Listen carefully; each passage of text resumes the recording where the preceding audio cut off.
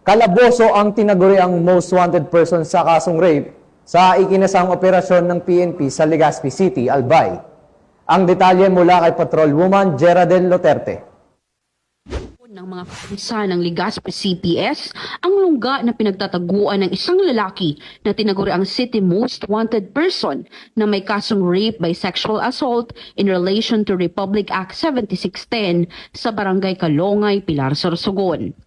Ang akusado ay kinilalang si alias Pedro, 35 anyos na lalaki at residente ng Purok 4, Barangay Maslog, Legazpi City. Inaresto ang akusado sa bisa ng warrant of arrest sa kasong rape by sexual assault in relation to Republic Act 7610. Pero hinihikayat din natin, kaya po sabi nga ni Pili kanina, hinihikayat na natin kasi hindi to kaya mag-isa ng